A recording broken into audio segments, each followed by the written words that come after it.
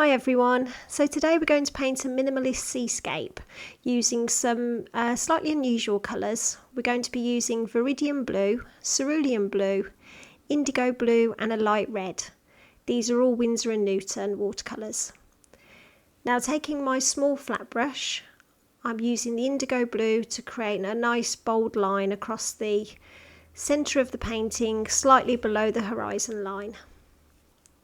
So I'm going to be thickening this up so it's a nice rich line, and we should be able to get a nice bit of flow above it into sort of the mountains behind.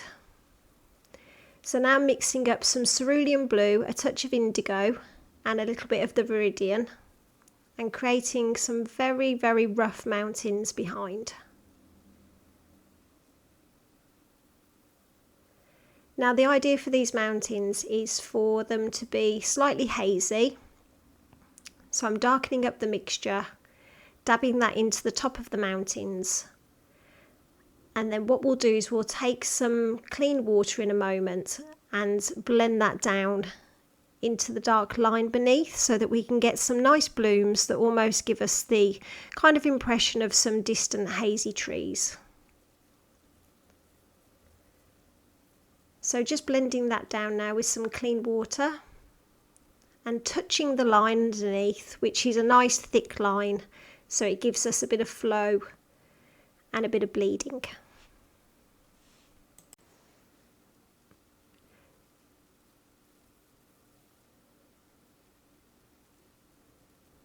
So I'm taking some extra indigo now and I'm dabbing that in very carefully into the dark indigo line, trying to encourage some of those blooms above, which will seep into the mountains behind.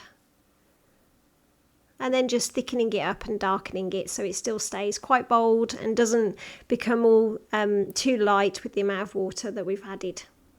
And then taking a damp brush, I've then just brushed it along those hazy bleeds just to give it sort of a bit of a softer edge.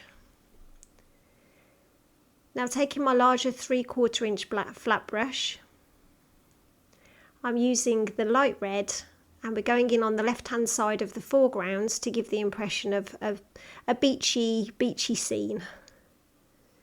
Now in a moment we're going to use a tool which I find really useful for blending, just to give some soft lines.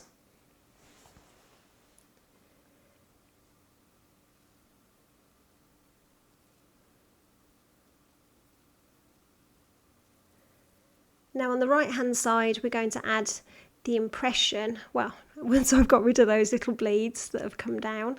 I don't mind a little bit of bleeding, it adds some character and makes it a little bit more abstract, but we don't want them to be too jagged.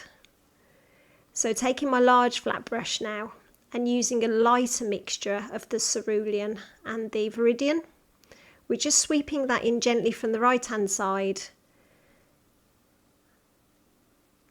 And then in just a moment we're going to be using a sponge. So I've got a sea sponge which is ever so useful for this. I've very slightly dampened it and I'm just running it across so that it blends without any hard lines and without any blooms, and it gives that nice smooth effect. So very handy, little tip, I love a sea sponge.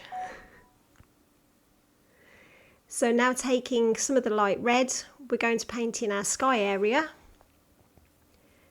having it slightly darker on the right hand side, just to give that impression of more light on the left hand side of the sky. And we're using nice even strokes from left to right, dabbing off any excess water,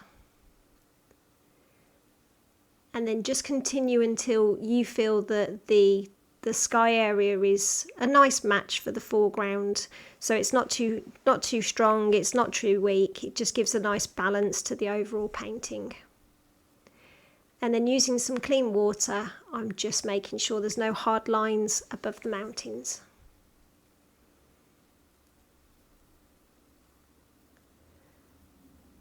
And then that's nice and smooth. So just finally I'm going to take my small flat brush again, and taking the thick mixture of indigo, I'm just going to dab it again a little bit into the line, just because that's become a little bit faded and we want it to be nice and bold and striking in the centre of the landscape.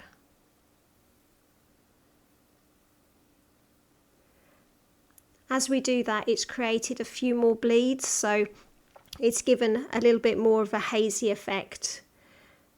And then taking my brush without any paint on it, I've just run it across to again soften those lines so that they don't stand out too much.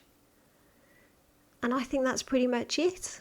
So taking off the tape, and then we can see how it looks with the nice clean border. I quite like this combination of colours.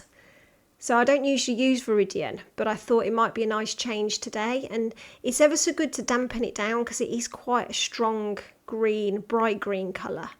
But if you take the edge off it with a bit of cerulean and a little bit of indigo, I think it gives quite a nice colour. So there's the finished painting.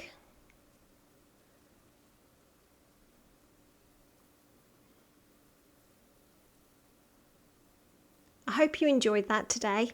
I really enjoyed painting that. I'm quite into these little minimalist seascapes and landscapes at the moment. And I do have some others on my channel if you'd like to view them. So you can click the link here on the screen and that will take you to some of my other minimalist paintings. And thank you for watching. It's been nice to have you.